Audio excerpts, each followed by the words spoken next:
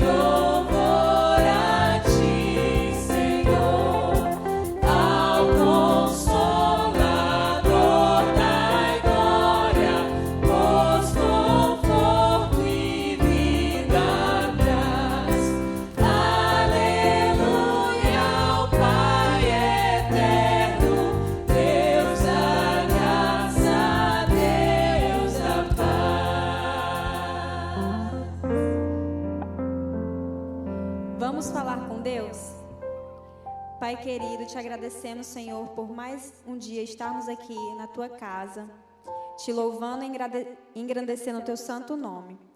Venho te pedir que o Senhor aceite, Senhor, o nosso louvor, nossa gratidão, Pai. Que o Senhor se faça presente no lar de cada pessoa que está te assistindo também, agora, e que o Senhor possa aceitar também, Senhor, o culto de gratidão pela vida. É isso que te pedimos e já te agradecemos em Teu nome, Jesus. Amém.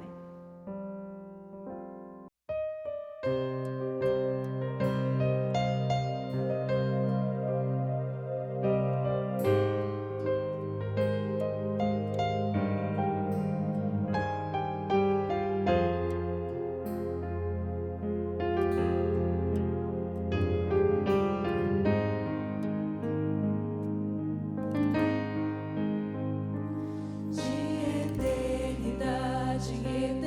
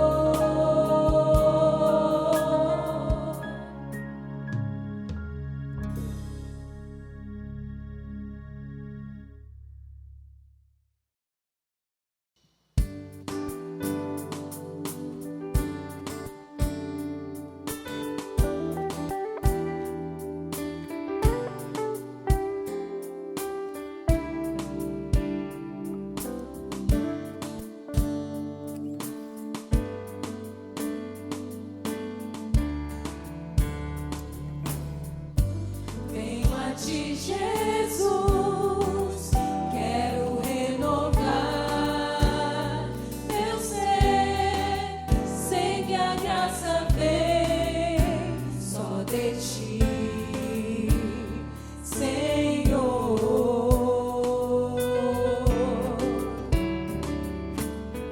Eu descobri, ó Deus, que tudo que é mal em mim vai se transformar com o poder do amor.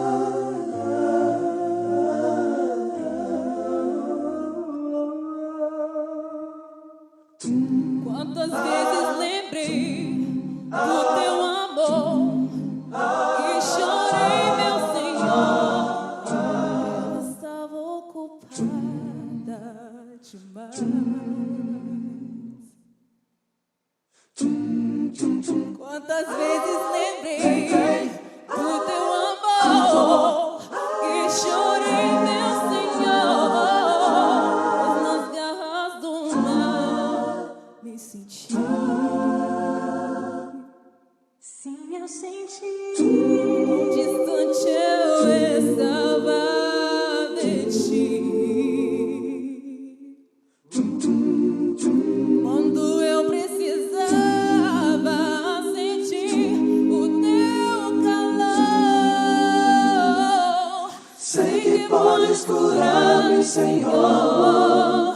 Me concede a paz, tua paz, meu Senhor. Sei que podes curar-me, Senhor. Me concede a paz, tua paz.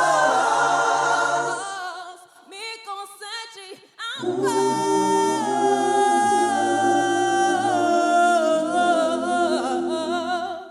Me concede a paz.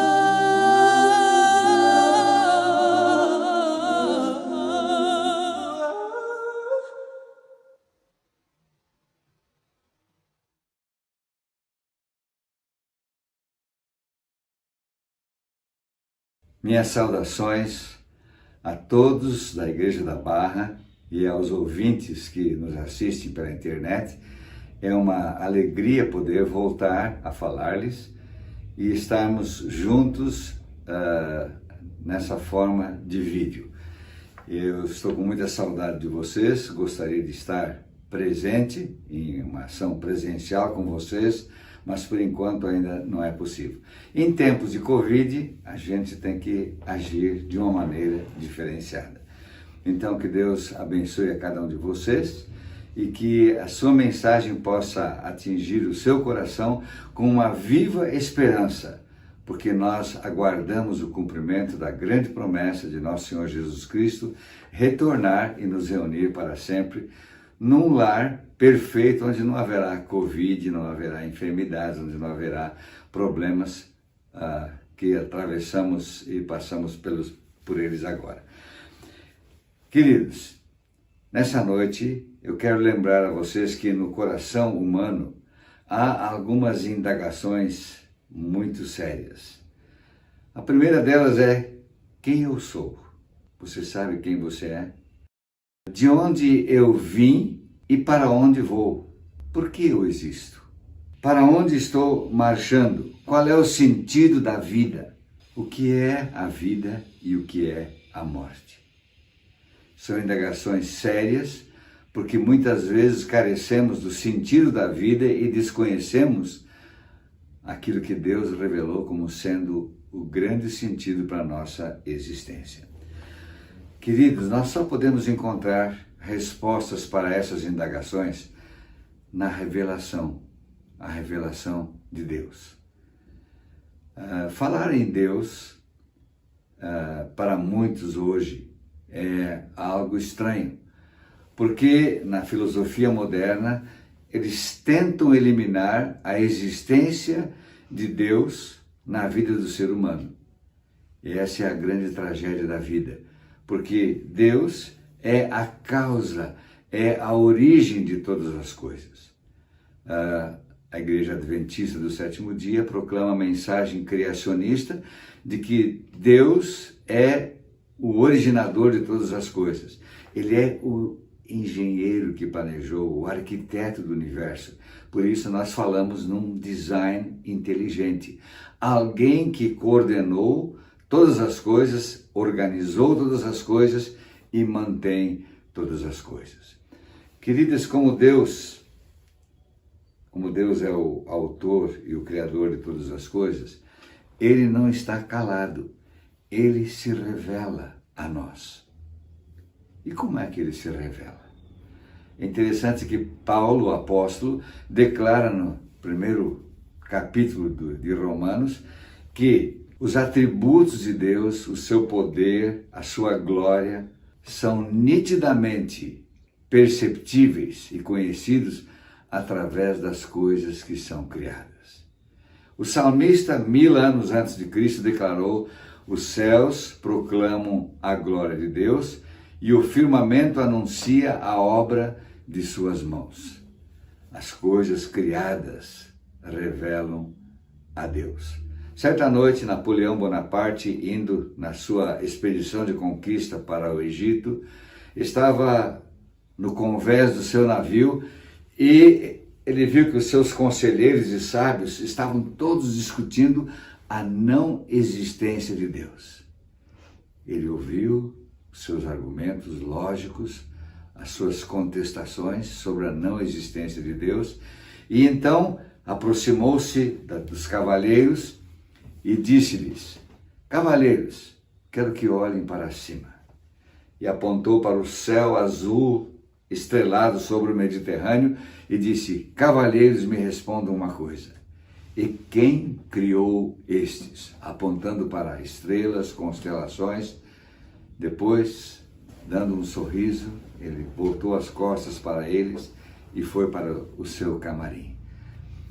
Queridos, quem criou essas coisas? Deus se revela através das coisas criadas. Mas Deus não é um Deus silencioso, ausente, escondido. Ele se revela através da sua palavra, escrita e revelada. A Bíblia afirma de si mesma que toda a Escritura é inspirada por Deus e é útil para ensinar, para corrigir, para redarguir e para instruir na justiça. E ainda diz, para que a pessoa que a lê, que a estuda, seja perfeita e perfeitamente habilitada para toda a boa obra. Nosso Senhor Jesus Cristo declarou: conhecereis a verdade e a verdade vos libertará. Bem, nós vamos estudar a palavra de Deus, que é a revelação divina escrita. Mas antes de fazê-lo, eu queria fazer uma prece com você. Curve a sua cabeça, feche os seus olhos e se concentre nessa prece. Senhor nosso Deus, Tu te revelaste através das coisas criadas e em tudo nós vemos beleza, organização, ordem e um sistema de funcionamento. Senhor, Tu te revelaste através da Tua palavra escrita, o Velho e o Novo Testamentos, inspirados pelo Teu Espírito e em pessoas que foram escolhidas para reproduzir a Tua verdade e a Tua vontade. Ao abrirmos a Tua palavra, nesta hora, nós pedimos, Senhor, que o Teu Espírito, que revelou essas verdades, Ele possa interpretar o conhecimento da mensagem para nós e que concedas a cada pessoa que está assistindo à programação uma bênção especial, segundo a necessidade dela e segundo o Teu amor e misericórdia. E muito obrigado, em nome e pelo amor de Jesus. Amém. Deus se revela pelas coisas que foram criadas, Deus se revela pela Escritura, que eu tenho aqui em minhas mãos e que vamos estudar, mas a maior revelação de todas foi o Senhor Jesus Cristo.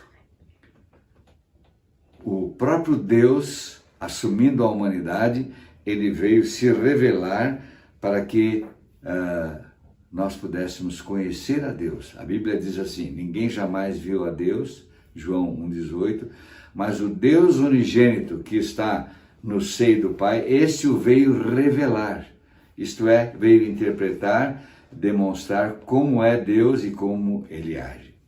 Bom, durante as últimas semanas e meses, nós estudamos uma série chamada Nisto Cremos. Essa série é uma série de estudos e revela que há algumas coisas básicas nas quais nós precisamos crer. Antes, uma historiazinha jocosa.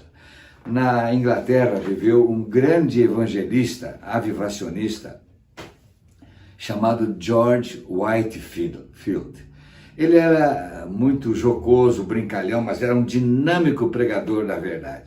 Sempre que ele encontrava pessoas, ele fazia alguma coisa jocosa, alguma coisa divertida, e um dia, visitando uma grande mineradora de carvão, ele encontrou os mineradores, os mineiros, não é? Que trabalhavam escavando carvão, e olhando para um deles falou assim: meu jovem, me diga uma coisa, no que é que você crê?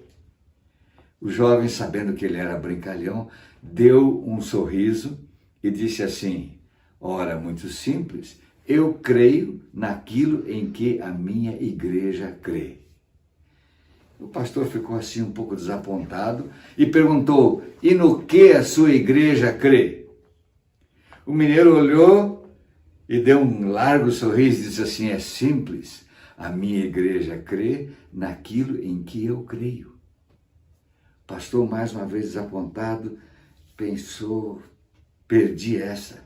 Mas então, num lampejo de alegria, ele deu um sorriso e disse: moço, me diga uma coisa, e no que você e a sua igreja creem? E então, o operador das minas, com um largo sorriso, disse assim: pastor, é mais simples ainda. A minha igreja e eu cremos na mesma coisa.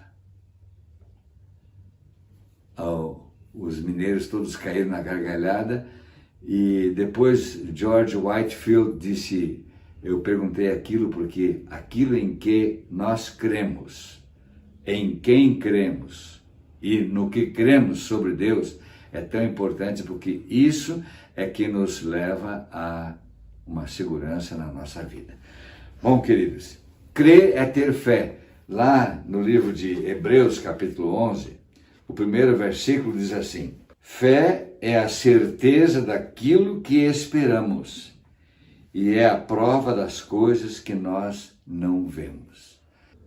No último domingo, o estudo foi feito pelo irmão Alzemir sobre o milênio.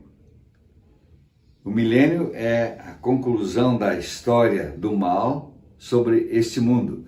E depois do milênio, quando for feito o grande julgamento e a eliminação dos ímpios e maus e do próprio Satanás, nós sabemos que Deus vai estabelecer um novo céu e uma nova terra. Quando se fala em céu, nós temos que pensar de uma maneira objetiva, dinâmica. O primeiro céu é o chamado atmosférico, é onde nós vivemos. O segundo céu é o céu estelar ou astronômico. E o terceiro céu é aquele que é a sede do governo de Deus. É interessante que o apóstolo Paulo, na segunda carta, capítulo 12, ele diz que 14 anos atrás de ele escrever a sua história, ele foi arrebatado para o terceiro céu. E lá viu coisas que não era capaz de descrever. Ele diz: eu fui ao paraíso. Então, o terceiro céu, a sede de Deus, é o local onde o apóstolo Paulo foi levado, transportado em uma visão. Bom, quando falamos em novo céu e nova terra, nós temos que pensar na criação. Porque na Bíblia, a protologia, isto é, a história dos começos, e a escatologia, a história do fim, estão envolvidas intimamente. A Bíblia diz que Deus não muda, Malaquias 3, verso 6. A Bíblia diz que Jesus Cristo é o mesmo ontem, hoje e o será eternamente, em Hebreus 13, verso 8. E no livro de Tiago é dito que em Deus não existe mudança nem sombra de variação. Isso quer dizer que se Deus não muda, se Deus é eterno, é imutável, aquilo que ele criou tinha um objetivo de permanência. Então, quando nós estudamos a palavra de Deus, no início, na origem, nós lemos o primeiro versículo, Gênesis 1, verso 1, no princípio criou Deus os céus e a terra. E em Gênesis capítulo 1 e capítulo 2, nós temos a descrição dos atos criativos de Deus. Como falei há pouco, aquele que é o designer, o arquiteto, o que planejou e executou a obra da criação em 6 dias. Então, Gênesis 1 e 2 falam sobre os atos da criação de Deus, como a causa de tudo, e quando se termina, nós encontramos uma frase em Gênesis 1, 31, dizendo: e viu Deus tudo quanto criara e fizera, e eis que era muito bom. No livro do Apocalipse, o último livro da Bíblia, capítulos 21 e 22, descrevem os atos de restauração da recriação de Deus. E é uma coisa interessante, o apóstolo vê, O apóstolo olha em visão e ele vê um novo céu e uma nova terra no capítulo 21. Bem, então Deus criou tudo perfeito e maravilhoso, mas ele criou o ser humano, como todos os seres celestiais, com liberdade de escolha, o chamado livre-arbítrio. Eles poderiam decidir ser fiéis a Deus, seguir a sua vontade, a sua verdade, ou poderiam escolher um caminho independente, individual. E foi o que aconteceu no princípio nessa terra. No capítulo 3 do Gênesis, nós encontramos a história de como começou o mal e como Adão e Eva foram expulsos do paraíso para que não tivessem mais acesso à árvore da vida. Depois nós temos a história de vários detalhes da Bíblia, contando a história da humanidade. No capítulo 6 do Gênesis, nós encontramos o mundo em total decomposição moral. A Bíblia diz que continuamente a soma dos seus pensamentos eram maus. Os homens se afastaram de Deus e Deus avisou a Noé que ele iria destruir o mundo com um dilúvio. Mas Deus ofereceu esperança e salvação para quem fosse fiel. Noé, sua esposa, seus 3 filhos e as esposas entraram na arca que foi construída e, apesar da destruição global, eles foram salvos. Então, a história da Bíblia revela o pecado, a destruição, a morte, a separação, mas também a promessa de esperança que Deus havia feito lá em Gênesis 3,15, de que viria um Salvador para esmagar a cabeça da antiga serpente, que se chama Diabo e Satanás, e oferecer libertação. Mais tarde, Deus chamou um patriarca, um homem de sua confiança chamado Abraão. E Deus disse para ele: sai da tua terra, da tua parentela, e vai para uma terra que eu te mostrarei. Deus prometeu uma terra nova, bela, abundante para Abraão. Mas Abraão peregrinou, e a Bíblia diz que ele habitou em tendas como sendo um peregrino, um forasteiro. E a Bíblia declara aqui, no livro de Hebreus, eu quero ler isso para você, a Bíblia diz que ele não alcançou a promessa porque ele aguardava uma cidade. Olha só, pela fé peregrinou na terra da promessa como se estivesse em terra estranha. Viveu em tendas, bem como Isaac e Jacó, que eram co-herdeiros da mesma promessa. E agora, Hebreus 11:10, porque ele esperava a cidade que tem alicerces, cujo arquiteto e edificador é Deus. Queridos, no capítulo 11 de Hebreus, nós temos aquela galeria dos heróis da fé. Fala sobre uma porção de pessoas que foram fiéis à promessa porque confiaram naquilo que Deus havia prometido. E quando chega o versículo 13, é declarado: todos estes heróis da fé, começando com Adão, Abel, Noé, Abraão, etc. e tal, todos esses viveram pela fé e morreram sem receber o que tinha sido prometido a eles. Viram-no de longe e de longe saudaram, reconhecendo que eram estrangeiros e peregrinos na terra. Os que assim falam mostram que estão buscando uma pátria. Se eles estivessem pensando naquela de onde saíram, teriam oportunidade de voltar, mas em vez disso, esperavam eles uma pátria melhor, isto é, a pátria celestial.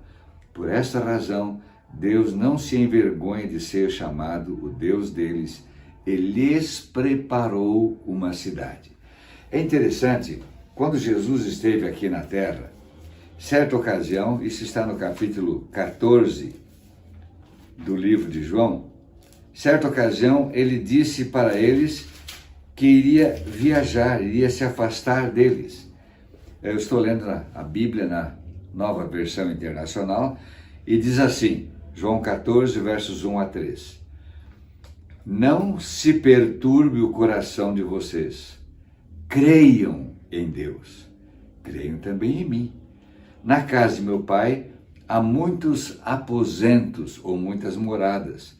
Se assim não fosse, eu lhe teria dito, pois vou preparar-lhes um lugar.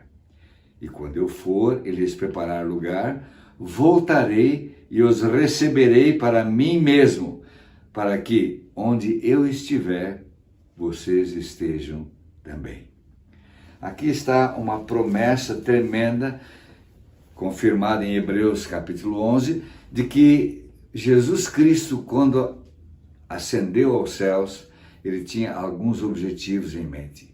Um deles era preparar um lugar para os seus filhos fiéis. A Bíblia chama isso de novo céu e nova terra. Por exemplo, abrindo a Bíblia em Isaías capítulo 65, versículo 17, diz assim: Pois vejam, criarei novos céus e nova terra, e as coisas passadas não serão lembradas, jamais virão à mente. E falando sobre o novo céu e a nova terra, ele declara que viria e voltaria em breve para preparar, depois de preparar um lugar para os seus fiéis. Então, a esperança dos filhos de Deus é de que este mundo de pecados não é para sempre. Morte, doença, tribulação, prova, enfermidades, pandemias, este não é o plano de Deus permanente para esta terra. Por isso, um dia Jesus Cristo veio como nosso Salvador. Ele veio dar a sua vida em resgate a muitos e oferecer o pagamento pelo preço do pecado para que os remidos, aqueles que confiassem nele, que o aceitassem, pudessem ser resgatados da maldição, da condenação e da punição do pecado. A Bíblia diz em João 1:21 que aqueles que aceitam Jesus como seu Salvador, apesar de pecadores, eles se tornam filhos de Deus. E Paulo, lá em Romanos, declara que aqueles que são guiados pelo Espírito de Deus, e lembrem, a Bíblia foi revelada pelo Espírito Santo, a revelação da mensagem de Deus foi dada pelo Espírito Santo, e aqueles que são guiados pelas instruções da palavra, são guiados pelo Espírito Santo, esses permanecem como filhos de Deus. Bem, Jesus disse que iria criar novos céus e nova terra em Isaías 66, é o profeta evangélico, verso 17. Falou sobre algumas coisas mais, que não se ouviria mais voz de pranto, nem de choro, nem de tristeza, nem de dor. Construiriam casas e habitariam nelas, plantariam vinhas e comeriam do seu fruto, e o meu povo terá vida longa como as árvores, declara o Senhor. Bem, aí nós chegamos ao último livro da Bíblia. Isso é para vocês verem como aquilo que a palavra de Deus afirma no Gênesis e também no Apocalipse é a mesma coisa. Apocalipse 21 é dito o seguinte: Então eu, João, vi novos céus e nova terra, pois o primeiro céu e a primeira terra tinham passado, e o mar já não existia.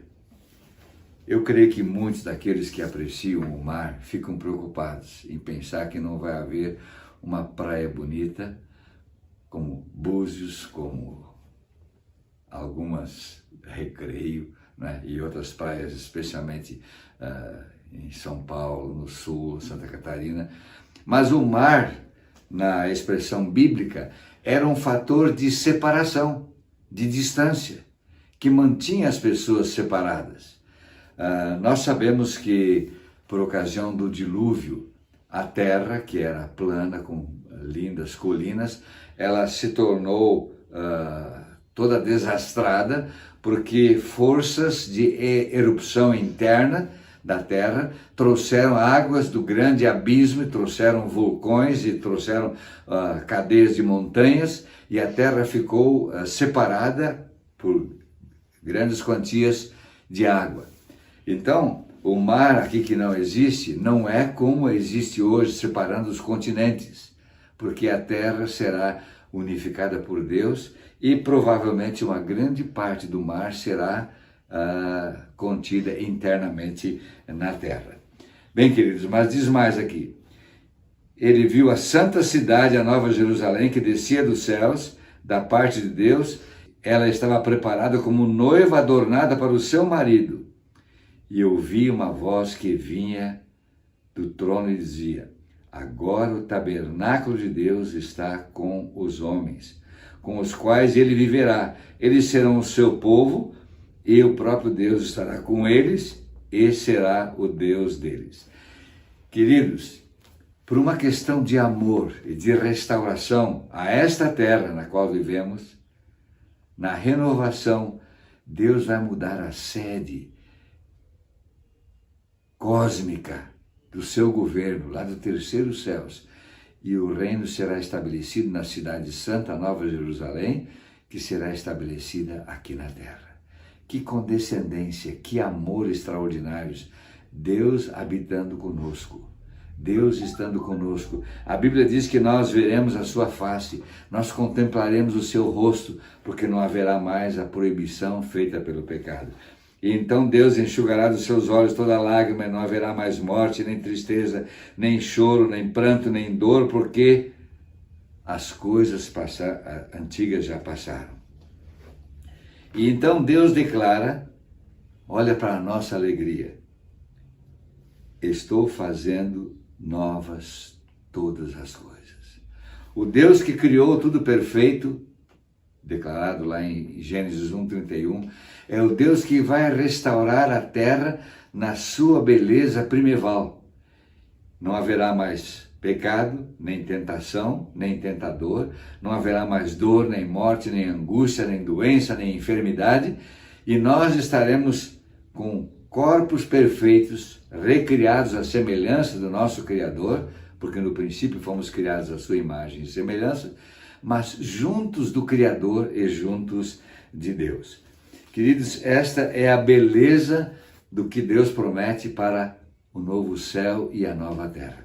Depois há uma descrição muito bonita sobre a cidade. Eu não vou entrar em detalhes, mas a cidade tem 12 portas, que são feitas de pérolas únicas, cada porta. A cidade tem fundamentos que são de pedras preciosas, valiosíssimas, e a cidade é pavimentada de ouro. E diz que é um cubo perfeito. O seu comprimento, a sua largura e a sua altura são iguais. E diz lá a medida, dá 2.200 quilômetros. A nossa mente não pode penetrar nisso e nem entender. 12.000 estádios. É uma medida de 185 metros cada estádio e dá um total de 2.200 quilômetros. Mas, queridos, não é o tamanho da cidade, haverá lugar para todos. Eu quero dizer para você que está me ouvindo e me assistindo, que há certamente um lugar especial reservado para você na nova terra. O nosso lar eterno tem a sede na cidade santa, a Nova Jerusalém. Mas a Bíblia diz que lá cada um de nós terá uma mansão preparada por Jesus. Mas na nova terra ampla, com lindos campos, jardins, florestas, coisas belíssimas, Deus dará a cada um de nós o privilégio de construir uma casa, um lar próprio, com o nosso caráter, com a nossa qualificação, onde habitaremos para sempre felizes. Como não haverá mais doença nem pecado, a felicidade será total e nossa permanência com Jesus Cristo será o auge da existência humana. Uma coisa extraordinária, a Bíblia fala que quando Jesus voltar, começará de fato a eternidade. Nós receberemos a imortalidade. não haverá mais tempo limitado de vida. Deus nos dará a alegria de sermos presentes, estarmos presentes e vivermos com Ele para sempre. Quando nós chegamos no capítulo 22 do Apocalipse, mais uma vez surge a história da restauração como era no princípio. Lembra que no Jardim do Éden havia um rio que saía do centro do jardim, regava toda a terra e se dividia em 4. A Bíblia dá o nome deles: Gion, Pison, Tigre e Eufrates. Agora aqui diz assim: então o anjo me mostrou o rio da água da vida, que claro como cristal, fluía do trono de Deus e do Cordeiro. Na restauração, o rio da vida vai surgir do trono do próprio Deus e de Cristo. E é interessante, não podemos saber como é isso, se o rio é largo ou estreito, mas de um lado e de outro estão as raízes e o tronco da árvore da vida. Lembro que no Jardim do Éden, Adão e Eva tinham acesso ao fruto da árvore da vida. E aqui no Apocalipse diz que esta árvore da vida na nova terra, na cidade de Jerusalém, onde está o trono de Deus, ela vai produzir o fruto da vida. Cada mês vai haver uma restauração desse fruto. E que as folhas desta árvore serão comestíveis e que são para preservar a saúde das nações. Eu fico imaginando a beleza da cidade, o pavimento de ouro, os fundamentos de pedras preciosas, as portas de pérolas, mas o mais importante, o trono de Deus estará lá. E nós estaremos lá pela sua graça, porque Jesus Cristo não veio ao mundo para condenar o mundo pelos seus pecados, mas veio para que o mundo fosse salvo por ele. Todo aquele que nele crê não pereça, mas tenha a vida eterna. O Apocalipse termina descrevendo essas coisas e no verso 7, anote aí, no verso 12 e no verso 20, Jesus Cristo, como a testemunha fiel, ele declara: eis que venho em breve. Feliz é aquele que guarda as palavras da profecia desse livro. Para estar nos céus, Deus nos dá um dom especial, que é o dom da obediência. E Deus quer nos colocar dentro do paraíso pela graça de Deus. Somos salvos pela graça, mas confirmados na verdade pelo nosso amor para com Deus, sendo obedientes. No capítulo 22, verso 12, ele declara assim: eis que venho em breve. Repete a segunda vez no mesmo capítulo. E a minha recompensa está comigo, e eu retribuirei a cada um de acordo com o que fez. Essa mensagem de Jesus, no versículo 12, é um apelo para que nós coloquemos a nossa vida, nossas obras, o nosso trabalho, tudo em harmonia com a vontade de Deus. Porque Ele virá em breve e dará uma recompensa, retribuirá a cada um segundo as suas obras. Então, o desejo dele é que nós estejamos com Ele no seu reino. E para isso, nós temos que afinar a nossa vida e imitar a vida e as obras de Jesus para sermos semelhantes a Ele. E então, no versículo 20, no mesmo capítulo 22, ele diz: aquele que dá testemunho dessas coisas diz: sim, venho em breve. A terceira vez, no mesmo capítulo, Jesus declara que vem em breve. Como entender isso, se isto foi escrito há 1920 anos atrás? Vem em breve. É que para Deus um dia é igual a 1000 anos. E o tempo de Deus não é semelhante ao nosso, porque Ele vai nos dar a eternidade. Mas quando Ele disse pela terceira vez: eis que venho em breve, João não aguentou. Ele declarou: amém, vem, Senhor Jesus. Queridos, e assim termina o Apocalipse, desejando que a graça do Senhor Jesus Cristo esteja sobre cada um de nós. Queridos, o nosso futuro não é de incerteza e de dor e de luta. Aqui nesse mundo pode ser, estamos sujeitos às vezes ao desemprego, à doença. Quantas pessoas, já quase 40 mil pessoas faleceram pela Covid. E nós olhamos e perguntamos: Senhor Deus, até quando? Até quando? Mas a Bíblia diz que no tempo do fim haveria enfermidades, epidemias. A morte é uma certeza porque é consequência do pecado. Mas em Cristo Jesus existe vida e vida eterna. Por isso João declara na primeira carta dele, capítulo 5, verso 12, que Deus nos deu a vida eterna e a vida eterna está no seu Filho. E diz: aquele que tem o Filho tem a vida. Quem não tem o Filho não tem a vida. Ao terminar essas palavras, confirmando que temos um céu a nos esperar, uma nova terra nos aguardando, um local privilegiado, preparado pelas mãos poderosas e perfeitas de Deus, pela sapiência, sabedoria de Deus, e que isso é para nós com muito amor. Eu quero suplicar a você que me ouve, receba de novo o Senhor Jesus no seu coração como seu Salvador.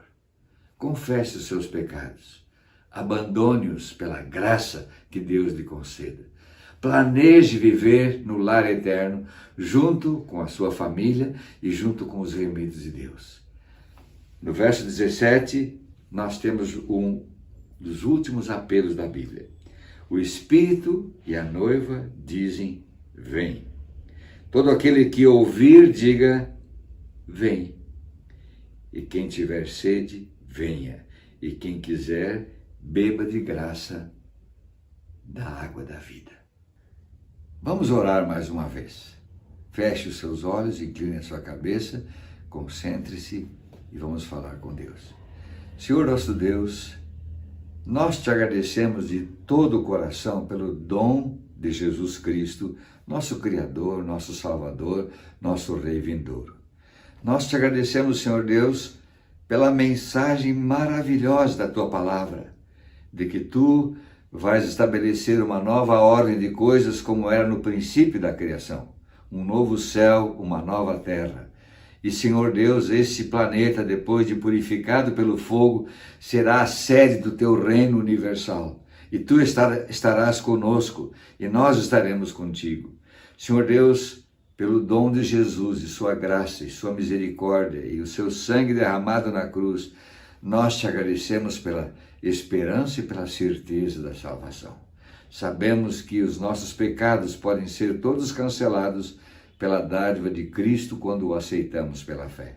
Pedimos então, Senhor Deus, que esse Cristo seja real em nossa vida e que Ele motive nossas obras, palavras, pensamentos e ações, e que em breve Ele venha e nos receba para sempre estarmos com Ele no seu lar eterno, no seu reino. Muito obrigado. Em nome de Jesus. Amém.